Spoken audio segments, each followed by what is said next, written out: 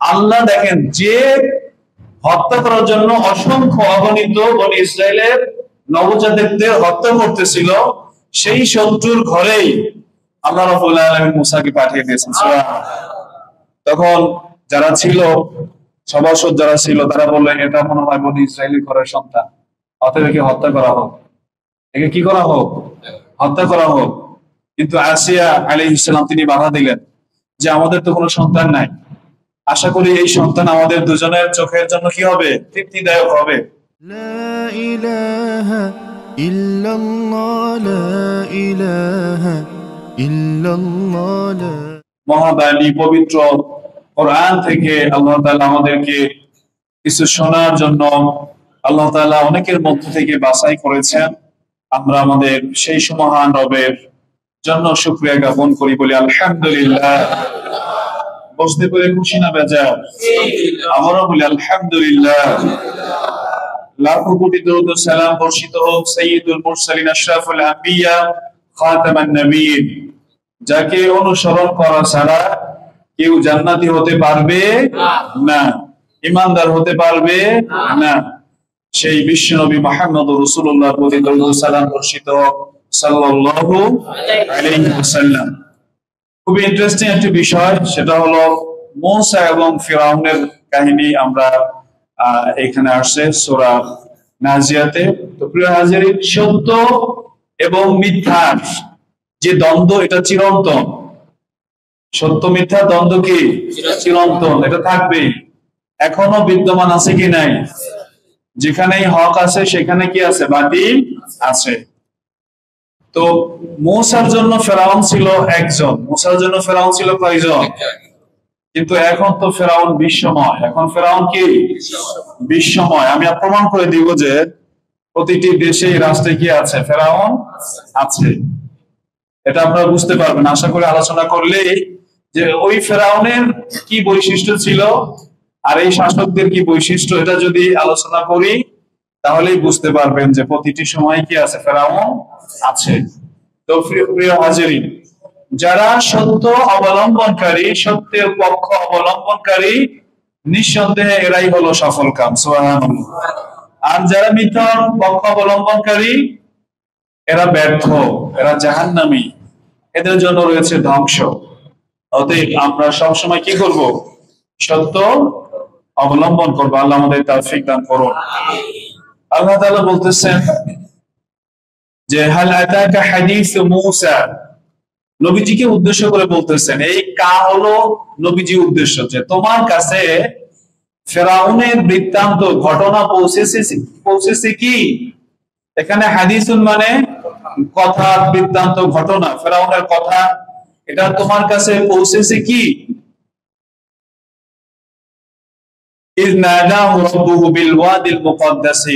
যখন আহ্বান করেছিল তার রব তাকে পবিত্র তুয়া উপত্যকায়, সুবহানাল্লাহ। তো আমরা এখানে মূসা এবং আলাইহিস সালামের পরিচয় এবং ফেরাউনের কিছু আলোচনা আমরা করব। মূসা আলাইহিস সালাম হলো বনি ইসরাইলের নবী, এবং তার পূর্বপুরুষ হলো হযরত ইয়াকুব আলাইহিস সালাম, হযরত ইব্রাহিম আলাইহিস সালাম। ইয়াকুব আলাইহিস সালামের কয়েক অধস্তন পুরুষ হলেন হযরত মূসা আলাইহিস সালাম। তো মূসা আলাইহিস সালাম যখন পৃথিবীতে আগমন করেন, তখন এই ফেরাউন আসলে মিশরের রাজাদের উপাধি, এটা কোনো নাম নয়। ইতিহাসবিদগণ বলেছেন যে মূসা আলাইহিস সালাম যখন জন্মগ্রহণ করেন, তখন মিশরের যে রাজা ছিল তার নাম ছিল দ্বিতীয় রামেসিস। এদের উপাধি ছিল ফেরাউন, ফারা। ফারা কিন্তু সূর্য দেবতার একটি নাম হলো ফারা। তো ওই সময় মূসা আলাইহিস সালাম জন্মগ্রহণ করেন। তো তার জন্মগ্রহণ নিয়ে যে ঘটনা আছে, কয়েকটি বর্ণনা আছে, তার মধ্যে একটি বর্ণনা এই যে ফেরাউন একবার স্বপ্ন দেখলো, ফেরাউন একবার স্বপ্ন দেখলো যে আকাশ থেকে একটি আগুন এসে যে কি তাদের যে কিপ্তি যারা, ফেরাউনি বংশীয় যারা, এদের ঘরে প্রবেশ করতেছে, কিন্তু বনি ইসরাইলের কারো ঘরে প্রবেশ করতেছে না। তো গণকদের ডেকে, স্বপ্ন ব্যাখ্যাকারী যারা, তাদেরকে ডেকে বললো যে এটার মানে কি। তখন বলল যে এটা হলো যে বনি ইসরায়েলের মধ্যে এরকম একটি শিশু জন্মগ্রহণ করবে যে তোমার রাজত্বকে ধ্বংস করে দিবে, যে তোমার রাজত্বকে ধ্বংস করে দিবে। তখন সে আদেশ করলো যে বনি ইসরায়েলে যারা জন্মগ্রহণ করে এদেরকে কি করা হোক, হত্যা করা হোক। আর এই ফেরাউন ছিল আমালিকা বংশের, গোত্রের। তারা দীর্ঘ সময় ধরে তারা রাজত্ব কায়েম করেছিল। তো যাই হোক, পরবর্তীতে বনি ইসরায়েলের যে সন্তানগুলো জন্মগ্রহণ করলো তাদেরকে ছেলে সন্তান হলে হত্যা করা হলো। আপনারা সূরা বাকারা যারা পড়েছেন, ওয়াইদ নাজাইনাকুম মিন আলি ফিরাউনা ইয়াসুমুনাকুম সুআল আযাবি ইউযাববিহুনা আবনাকুম, যারা তোমাদের সন্তানদেরকে কি করতেছিল, জবাই করতেছিল, জবাই করে করে হত্যা করতেছিল। তো সেই সময় মূসা আলাইহিস সালাম জন্মগ্রহণ করেন। সুবহানাল্লাহ, আল্লাহর কি কুদরত। তার ফেরাউন ধাত্রী নিয়োগ করেছিল। যখনই ছেলে সন্তান হতো, ফোর্স থাকতো, সাথে সেনাবাহিনী থাকতো, তাদেরকে বলতো যে ছেলে জন্মগ্রহণ করেছে, তো তাকে গিয়ে হত্যা করতো। তো মূসা আলাইহিস সালাম যখন জন্মগ্রহণ করেন, ধাত্রী তার চেহারা দেখে তার প্রতি এতটাই আকৃষ্ট হয়ে যায়, ভালোবাসে, যে সে ভুল মেসেজ দেয়। এটা একটা বর্ণনা যে সে কন্যা সন্তান কি করেছে, প্রসব করেছে, ভুল মেসেজ দেয়। তো তারা চলে যায়। এইরকম ভাবে 3 মাস সময় মূসা আলাইহিস সালামের মা তাকে খুব কষ্ট করে আড়াল করে রাখেন, এবং এক সময় উনি আতঙ্কিত হয়ে যায় যে কখন দাদি ধরা পড়ে যায়। তখন আল্লাহ সুবহানাহু ওয়া তাআলা তার মধ্যে ইলহাম করেন, সুবহানাল্লাহ, যে তুমি একটা সিন্দুক বানাও, আলকাতরা তেল দিয়ে যেটাকে লেপে দাও, যাতে করে পানি প্রবেশ করতে না পারে। তো পরবর্তীতে উনি যে ইলহাম যেটা পায়, ইলহাম কিন্তু এখনো আছে, ইলহাম এখনো আছে, সুবহানাল্লাহ। সেটা হলো কারো অন্তরে আল্লাহ তাআলা কোনো কিছু ঢেলে দেন। এবং রাসূল সাল্লাল্লাহু আলাইহি ওয়াসাল্লাম বলেছেন, শেষ জামানায় মুমিনের স্বপ্ন সত্য হবে। যে যত বেশি মুমিন, তার স্বপ্ন তত বেশি সত্য হবে, সুবহানাল্লাহ। এবং স্বপ্নের মাধ্যমে সে আল্লাহর পক্ষ থেকে সঠিক পথের দিশা পেয়ে যাবে, সুবহানাল্লাহ। তো উনি এভাবে ভাসিয়ে দেন। এবং ফিরাউন আপনার মূসা আলাইহিস সালামের মা হলো, বাবা হলো ইমরান, আর মায়ের নাম কি কেউ জানেন? ইউকাবিদ। তো ওনার বড় বোন ছিল মারিয়াম। ওনার বড় বোন কি ছিল? তো মারিয়ামকে বলে যে তুমি এই বাক্সের প্রতি নজর রাখো, কোথায় যায়। তো যখন নদীতে ভাসিয়ে দেয়, তখন এটা ভাসতে ভাসতে সেই ফেরাউনের যে বিনোদন ঘাট, সেখানে গিয়ে এই সিন্দুকটা থেকে যায়। এবং একাধিক বর্ণনা আছে, কেউ কেউ বলছেন যে আসিয়া আলাইহিস সালাম তিনি নিজেই দেখতে পান, কেউ কেউ বলছেন ফেরাউনের কন্যা দেখতে পান। ফেরাউনের কিন্তু একাধিক স্ত্রী ছিল, এবং আসিয়া থেকে তার কোনো সন্তান ছিল না। এবং কেউ কেউ বলতেছেন আসিয়া আলাইহিস সালাম বনি ইসরাইল বংশের মেয়ে ছিল, আবার কেউ কেউ বলতেছেন না, ফেরাউনের বংশেরই মেয়ে ছিল। যাই হোক, মূসা আলাইহিস সালামকে উঠায় নেওয়ার পরে এক দেখায় খুব সুন্দর নাদুস নাদুস একটি ছেলে, খুব সুন্দর মায়াবী চেহারা, সুবহানাল্লাহ। আল্লাহ দেখেন, যে হত্যা করার জন্য অসংখ্য অগণিত বনি ইসরায়েলের নবজাতকদের হত্যা করতেছিল, সেই শত্রুর ঘরেই আল্লাহ রাব্বুল আলামিন মুসাকে পাঠিয়ে দিয়েছেন, সুবহানাল্লাহ। তখন যারা ছিল, সভাসদ যারা ছিল, তারা বললেন এটা মনে হয় বনি ইসরায়েলের ঘরের সন্তান, অতএব একে হত্যা করা হোক, একে কি করা হোক, হত্যা করা হোক। কিন্তু আসিয়া আলাইহিস সালাম তিনি বাধা দিলেন যে আমাদের তো কোনো সন্তান নাই, আশা করি এই সন্তান আমাদের দুজনের চোখের জন্য কি হবে, তৃপ্তিদায়ক হবে।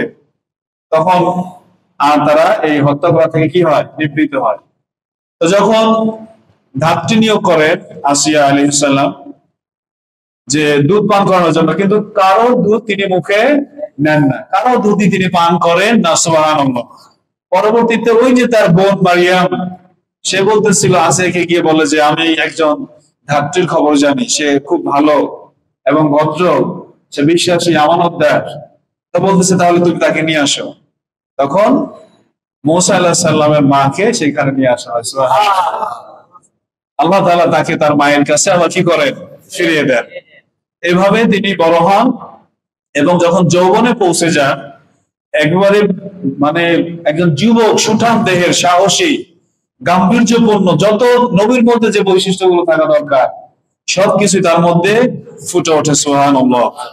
এরপরে উনি দেখতে পান যে বনি ইসরায়েলদের প্রতি যে জুলুম হচ্ছে, উনি এটা কি করেন, দেখতে পান, প্রত্যক্ষ করেন। তো একবার উনি দেখতে পান যে একজন বনি ইসরায়েলকে জোর করে তাকে নিয়ে যাচ্ছে একজন কিপ্তি কামলা দেওয়ার জন্য, কাজ করার জন্য। বিনা শ্রমে তারা কি করতো, বিনা পারিশ্রমিকে শ্রম নিত, খেতে দিত না, জুলুম নির্যাতন করতো বনি ইসরায়েলের প্রতি। তখন মুসা আলাইহিস সালাম কিন্তু কি করে, তাকে নিষেধ করার পরেও যখন সেটা শোনে না, সে সজোরে একটা থাপ্পড় মারে, এবং থাপ্পড় মারার সাথে সাথে সেই কিপ্তিটা কি হয়ে যায়, মারা যায়। সেই কিপ্তিটা মারা যাওয়ার পরে তো এটা গোপন থাকে, কেউ জানে না এটা কি থাকে, গোপন থাকে। ফেরাউন খুঁজতে থাকে কে হত্যাকাণ্ডটা করলো, কিন্তু কাউকে খুঁজে পায় না, যেহেতু ওখানে মাত্র 3 জনই ছিল। পরের দিন যখন আবার কি করে, ওই লোকটাকে আবার আরেকজন কিপ্তির সাথে ঝগড়া করতে দেখে, তখন মুসা আলাইহিস সালাম তাকে বিরত রাখতে চান, বিরত হয় না। এই লোকটার প্রতি তিনি কি করেন, বিরক্তি প্রকাশ করেন, এবং যখন তার দিকে এগিয়ে যান, সে মনে করে আমাকেও মনে হয় কি করবে, মারবে। তখন সে বলে, তুমি তো গতকালকে একজনকে মেরে ফেলছো, আমাকেও মেরে ফেলবে নাকি? তখন ওই যে লোকটার সাথে ঝগড়া হয়, এই লোকটা ফেরাউনের দরবারে গিয়ে কি করে, জানাই দেয়। তখন ফেরাউন ঘোষণা করে দেয় যে তাকে গ্রেফতার করা হোক এবং তাকে হত্যা করা হবে। তো ওই সব মানে ফেরাউনি রাজ দরবারে একজন মুসা আলাইহিস সালামের ভক্ত লোক ছিল, মুসা আলাইহিস সালামের প্রতি ঈমান এনেছিল, বা বনি ইসরায়েলের যে পূর্বের যে বিষয়গুলো তাদের প্রতি তার ভালোবাসা ছিল। তখন সে দৌড়ায় আসে, কোরআনে বিষয়টা আসে যে একজন লোক শেষ প্রান্ত থেকে দৌড়ায় আসে, এসে মুসা আলাইহিস সালামকে পরামর্শ দেয় যে তোমাকে হত্যা কি করা হয়েছে, সিদ্ধান্ত নেওয়া হয়েছে, তুমি পালিয়ে যাও। এই পরামর্শ তিনি দেন। পরে মুসা আলাইহিস সালাম পালিয়ে যান, পালিয়ে উনি মাদায়েনে চলে যান। মাদায়েনে যাওয়ার পরে উনি দেখতে পান যে একটা কূপে পানি পান করা হচ্ছে, পাশে 2 জন বালিকা দাঁড়িয়ে আছে। উনি বুঝতে পারেন যে এইখানেও জুলুম আছে, এখানেও কি জুলুম আছে। সে ওই সময় সবাইকে অতিক্রম করে ওই বালিকা দুটোর মেষকে কি করেন, পানি খাওয়ানোর ব্যবস্থা করেন। তো ওরা 2 বোন ফিরে যাওয়ার পরে জিজ্ঞেস করে শুআয়ব আলাইহিস সালাম, তিনি একজন পয়গম্বর, যে তোমরা আগে কিভাবে আসলে? অন্যদিন তো তোমাদের আসতে দেরি হয়, আজকে তোমরা কিভাবে আগে আসলে? তখন সে ঘটনা খুলে বলে যে একজন যুবক আমাদের মেষকে পানি পান করানোর ব্যবস্থা করে দিয়েছেন। তখন বলেন যে তাকে নিয়ে আসো, তাকে কি করো, নিয়ে আসো, ডেকে নিয়ে আসো। তো দেখে মুসা আলাইহিস সালাম বসে আছেন, এবং সে বলে যে আপনাকে আমার বাবা ডেকে পাঠিয়েছেন, আপনাকে প্রতিদান দিবে। তো উনি লজ্জিত হন, কারণ ওনাদের বংশে কেউ প্রতিদান নেন না। সুবহানাল্লাহ। এরপর উনি বলেন যে যেহেতু আমি পথহারা, আমি এখানে আসে কেউ নাই, এটা একটা সুযোগ নেওয়া যায়। এরপরে তিনি ওই সফরা তাকে বলেন, তুমি আমার পিছনে পিছনে আসো। সুবহানাল্লাহ। নবীদের শান, চরিত্র, কারণ সামনে রাহাবান তো সামনে থাকে, কিন্তু সে যেহেতু মহিলা, সে যদি সামনে থাকে তাহলে তো চোখের গোনা হয়ে যাবে, যে কারণে বলে তুমি আমার পিছনে আসো, আর আমাকে ডানে বামে যাওয়ার জন্য পিছন থেকে কি করো, নির্দেশ দাও। সুবহানাল্লাহ। এভাবে তিনি সেখানে পৌঁছে যান, এবং মেয়েরা তার বাবার কাছে বলে যে বাবা, এই ছেলেটি বিশ্বস্ত, আমানতদার, তাকে আমাদের বাড়ির জন্য রেখে দিতে পারো। তখন শুআয়ব আলাইহিস সালাম সব ঘটনা শোনার পরে উনিও বুঝতে পারেন উনি পয়গম্বর।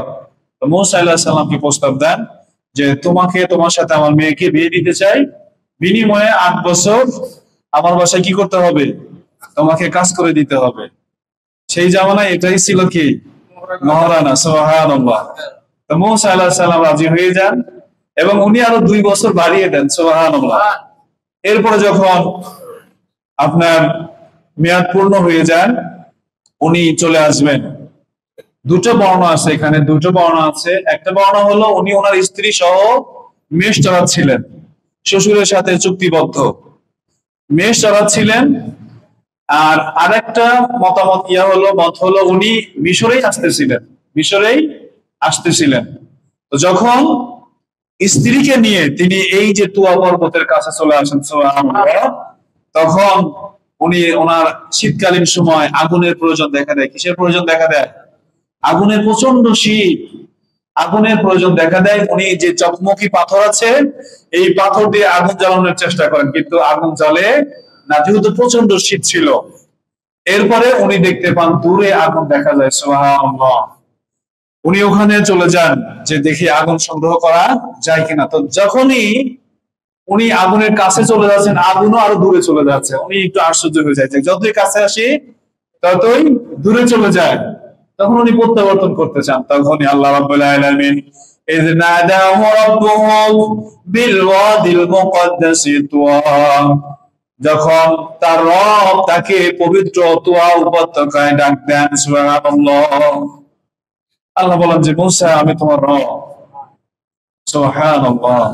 উনি থেমে যান, আল্লাহ তাআলা তার সাথে কথা বলেন। এই মর্যাদা মুসা আলাইহিস সালাম লাভ করেছেন, সুবহানাল্লাহ। কালিমাতুল্লাহ, আল্লাহর কালাম বলা হয়। তো আল্লাহ তাআলা জিজ্ঞেস করেন, মুসা তোমার হাতে কি? তো মুসা আলাইহিস সালাম একটা কথা বললেই পারতেন না, কিন্তু তার প্রেম এতটাই যে উনি বুঝতে পারেন যে আমি কোথায় চলে যাচ্ছে, আমার মর্যাদা কোথায় চলে যাচ্ছে। উনি বলে যে এটা লাঠি, এটা দিয়ে আমি গাছের পাতা পারি, এটা দিয়ে আমি কি করি, ভর দিয়ে চলি। তখন আল্লাহ বলে যে এটা তুমি ছেড়ে দাও, সুবহানাল্লাহ। যখন ছেড়ে দেয়, সেটা সাপে পরিণত হয়ে যায় এবং সে ভয় পেয়ে যায়। যেহেতু মানব বৈশিষ্ট্য যেটা ভীত হওয়া, উনি যখন চলে আসতে চায়, আল্লাহ তাআলা পিছন থেকে ডাক দেন যে ভয় পেও না, তুমি ওটা ধরো। ধরার সাথে সাথে সেটা আবার আগের মতো কি হয়ে যায়, লাঠি হয়ে যায়, সুবহানাল্লাহ। এরপরে বলেন, মুসা তুমি তোমার হাত বগলের নিচে রাখো, সুবহানাল্লাহ। হাত যখন বগলের নিচে রাখে, এটা বের হওয়ার পরে কি হয়, এর থেকে লাইট আলো জ্বলতে থাকে, সুবহানাল্লাহ। এরপর আল্লাহ তাআলা ডাক দিয়ে বলেন, ইযহাব ইলা ফিরআউনা ইন্নাহু তাগা, ফিরআউনের কাছে যাও, নিশ্চয় সে সীমা লঙ্ঘন করেছে। তাহলে ফিরআউন কি ছিল? সীমা লঙ্ঘনকারী ছিল। আমাদের এইখানে কিন্তু ফিরআউন শাসক। অতএব এই ফিরআউনের উপমা নিয়ে আসতে হলে সাধারণ ব্যক্তি নিয়ে আসা যাবে না, শাসকই নিয়ে আসতে হবে। প্রিয় হাজিরিন, আজ তো যারা শাসক, পুরো পৃথিবীর বিশ্বময় 264টি রাষ্ট্রে, এই শাসকগুলো কি সীমার মধ্যে আছে না সীমা লঙ্ঘন করেছে? আজকে সাধারণ মানুষের উপর তারা মানব রচিত বিধিবিধান চাপিয়ে দিয়েছে। তারা মানুষকে জাহান্নামের দিকে আহ্বান করতেছে। ইযহাব ইলা ফিরআউনা ইন্নাহু তাগা, ফিরআউনের কাছে যাও, নিশ্চয় সে সীমা লঙ্ঘন করেছে। ফিরআউন কি করত? ওই অসহায় বনি ইসরাইল, ওই সময়কার মুসলমান, তাদেরকে জুলুম নির্যাতন করত, অত্যাচার করত, তাদের জুলুম নির্যাতন করত। আজকে মুসলমানদের প্রতি জুলুম আছে কি নাই? আপনি চায়নাতে মুসলমানদের প্রতি জুলুম আছে কি নাই? কাশ্মীরে আছে কি নাই? ফিলিস্তিনে আছে কি নাই? আরাকানে আছে কি নাই? এরপরে সিরিয়াতে আছে কি নাই? এই যে তামাম বিশ্বে মুসলমানদের উপর যে জুলুম নির্যাতন, এরা প্রত্যেকেই ফিরআউনের উত্তরাধিকারী। প্রত্যেকেই কি অসহায় মানুষের প্রতি জুলুম করছে ফিরআউন। এরাও কি করে? জুলুম করে। আপনি বলতে পারেন প্রত্যেক দেশে তো এটা দেখি না। প্রিয় হাজিরিন, শুধুমাত্র মুসলমানদেরকে ধ্বংস করার জন্য ন্যাটো গঠিত হয়েছে না? ন্যাটো কাদের বিরুদ্ধে গঠিত হয়েছে? মুসলমানের পক্ষে না বিপক্ষে? ন্যাটোর রাষ্ট্র সংখ্যা কত? এখন মনে হয় 54 না 55টি রাষ্ট্র গঠিত হয়েছে। এই সকল দেশের এই রাষ্ট্রের সকল সদস্য প্রত্যেকেই ইসলামের বিপক্ষে। আপনি দেখেন, আমরা জাতিসংঘ, ইউনাইটেড নেশন, এটাও প্রতিষ্ঠিত হয়েছে মুসলমানদের বিপক্ষে। আব্রাহাম লিঙ্কনের মানব রচিত বিধান আমাদের উপর চাপিয়ে দিয়েছে এই জাতিসংঘ, ইউনাইটেড নেশন। আজকে যেখানে মুসলিমরা নির্যাতিত হয়, সেখানে কোনো ফোর্স তারা পাঠায় না। ফোর্স পাঠায় কোথায়? যেখানে মুসলমানরা আল্লাহর বিধান বাস্তবায়ন করতে চায়, যেখানে মুসলমানরা আল্লাহর দ্বীন কায়েম করতে চায়, সেখানেই এরা ফোর্স পাঠায়। 1924 সাল পর্যন্ত মুসলমানদের জীবন বিধান ছিল একটাই, কি? এই কোরআন। মুসলমানদের সংবিধান কি ছিল? কোরআন। মানব রচিত কোন বিধিবিধান এর অন্তর্ভুক্ত মুসলমান ছিল না। এই যে ভারতবর্ষে আলমগীর, জাহাঙ্গীর, তৈমুরলং, তিতুমির, টিপু সুলতান, এদের প্রত্যেকেরই সংবিধান ছিল কোরআন। সুবহানাল্লাহ। এরা প্রত্যেকে খেলাফতের অধীন ছিলেন। তো ইউনাইটেড নেশন দ্বিতীয় বিশ্বযুদ্ধে যখন মুসলমানদের পতন হলো, খেলাফার পতন হলো, ওরা তড়িঘড়ি করে নেশন গঠন করে ফেললো যাতে আর এই খেলাফা পুনরুদ্ধার হতে না পারে। তাহলে এরা কি ফেরাউনের বংশধর নয়? এরা, ফেরাউন কি করেছিল? নিজের বানানো মতবাদ, নিজের বানানো আইন মানুষের উপর চাপিয়ে দিয়েছিল। আল্লাহ প্রদত্ত যে আইনগুলো ছিল সেগুলো তারা কি করে দিয়েছিল? বাদ করে দিয়েছিল। এখনো আল্লাহ প্রদত্ত যে বিধিবিধান সেগুলো কিন্তু আজকে প্রতিষ্ঠিত নাই। আজকে মানুষ নিজেরাই বিধিবিধান বানিয়ে আমাদের উপর চাপিয়ে দিয়েছে। তাহলে ফেরাউনের যে বৈশিষ্ট্য ছিল বর্তমান শাসকদের সেই বৈশিষ্ট্য আছে কি নাই? প্রিয় হাজিরিন, আমাদের দেশে দৈনিক গড়ে 20 থেকে 25টি হত্যাকাণ্ড সংঘটিত হয়। এর কারণ কি জানেন? রাসূল সাল্লাল্লাহু আলাইহি ওয়াসাল্লাম বলেছেন, যখন আল্লাহর বিধান দিয়ে বিচার করা হবে না সেই সমাজে মুসলমানদের মধ্যে কোনো মিল থাকবে না। হত্যা, খুন খারাপি, না রাজনীতি, এগুলো বৃদ্ধি পাবে। হয়েছে কি হয় নাই? হয়েছে কি হয় নাই? প্রিয় হাজিরিন, মূসার জন্য ফেরাউন ছিল একটা, কিন্তু এখন ফেরাউন হলো বিশ্বময়। আর এই বিশ্বের সমস্ত ফেরাউনকে ধ্বংস করে দেওয়ার জন্য মুহাম্মদ ইবনে আব্দুল্লাহ, ইমাম মাহদী আলাইহিস সালাম, তিনি মূসা রূপে এই পৃথিবীতে আবির্ভূত হবেন। সুবহানাল্লাহ। যার আগমনে পৃথিবীর প্রতিটি ফেরাউন কি হয়ে যাবে? ধ্বংস হয়ে যাবে। বিশ্বময় ইসলাম প্রতিষ্ঠিত হবে এবং বিশ্বের, নবীজি বলেছেন, প্রতিটি কাঁচা পাকা ঘরে ইসলাম পৌঁছে যাবে। সুবহানাল্লাহ। প্রিয় হাজিরিন, রাত্রি যত গভীর হয় ভোর তত নিকটে হয়। আজকে বিশ্বময় মুসলমানদের প্রতি জুলুম, নির্যাতন, ইসলামের কথা বলা যায় না। আপনারা জেনেছেন, দেখেছেন, এখন কিন্তু পাবলিকলি ইসলামের যে কাজগুলো এগুলো সংকুচিত করা হয়েছে কি হয় নাই? পাবলিকলি বা সামাজিক ভাবে যে কাজগুলো, ঢাকা ভার্সিটিতে ইস্তেসকার নামাজ পড়ার অনুমতি দেওয়া হয় নাই। তাহলে বোঝা গেল ইসলামী চর্চা কি করা হচ্ছে? সীমিত করা হচ্ছে। ইস্তেসকার নামাজের অনুমতি দেয় নাই। আফতাবনগরে ইস্তেসকার নামাজে কি করা হয়েছে? আক্রমণ করা হয়েছে। এরপরে ইফতারের আয়োজন করতে চাইছে, দেয় নাই। বোঝা যাচ্ছে যে পাবলিকলি ইসলামকে সংকুচিত করা হচ্ছে কি হচ্ছে না? এগুলো সব ফেরাউনি কারবার। আমরা জানি এগুলো হবেই। আর এগুলো না হওয়া পর্যন্ত ইমাম মাহদী আলাইহিস সালাম আসবেনও না। মুসলমানদের চরম দুর্দিনে, মুসলমানদের চরম সংকটাপন্ন মুহূর্তে ইমাম মাহদী আলাইহিস সালাম চলে আসবেন। সুবহানাল্লাহ।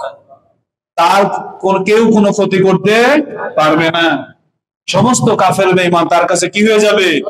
পরাজিত হয়ে যাবে। যত মুনাফিক, ফাসিক যারাই আছে এদের শাসন ক্ষমতা থাকবে না। একজনের অধীনে বিশ্বময় শাসন ক্ষমতা, তার তিনি হলেন ইমাম মাহদী আলাইহিস সালাম। তার উপাধি হলো মাহদী, তার নাম কিন্তু মুহাম্মদ। তার নাম কি? মুহাম্মদ।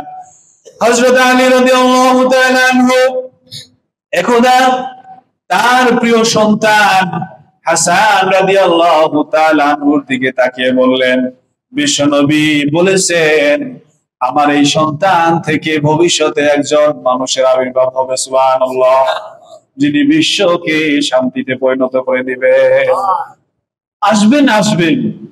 নবীজি আরো বলেছেন, যদি পৃথিবীর জীবন সায়েন্সে একটি দিনও বাকি থাকে আল্লাহ ওই দিনটিকে টেনে দীর্ঘ করবেন আর ওই দিনের মধ্যে ইমাম মাহদীকে পাঠাবেন। সুবহানাল্লাহ। ইমাম মাহদী আসবেন। প্রিয় হাজিরিন, এই যে ফেরাউনের বংশধর এরা কিন্তু আছে। বিশ্বনবী মুহাম্মদ রাসূলুল্লাহ সাল্লাল্লাহু আলাইহি ওয়াসাল্লাম বলেছেন, আমি কোন ব্যক্তিকে ইন্ডিকেট করছি না, আমি হাদিস বর্ণনা করতেছি, আপনারাই খুঁজে নেবেন।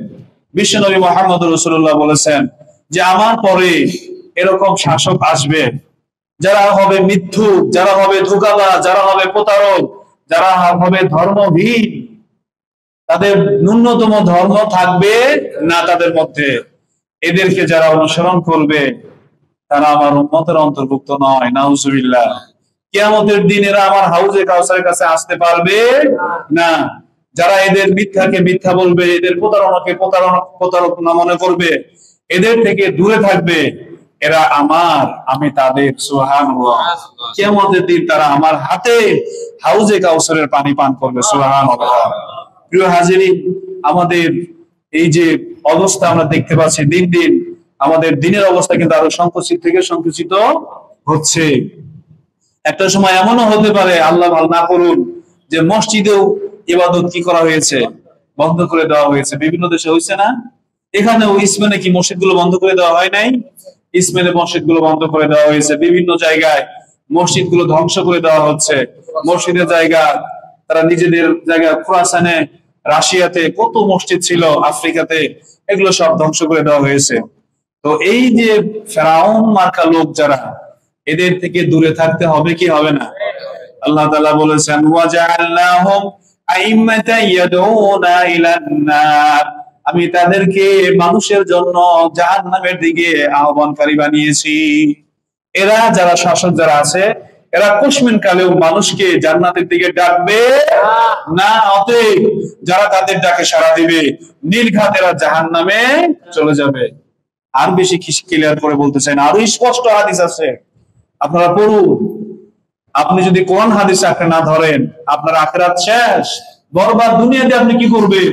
আপনার অনন্তকাল, মহাকাল, ট্রিলিয়ন ট্রিলিয়ন সূচনা আছে, শেষ নাই, সেই সময় যদি ধ্বংস হয়ে যায়, আপনি দুনিয়াতে কি করবেন? 60-70 বছরের দুনিয়ায় সেবা দিয়ে গোলামি করে কিছু টাকা পান। এমনি এমনি টাকা দেয় নাকি সেবা করলে টাকা দেয়? তো এই দুনিয়ার জন্য আপনি আখিরাতকে বরবাদ করে দিয়ে, এটা বোকা ছাড়া আর কিছু হতে পারে না।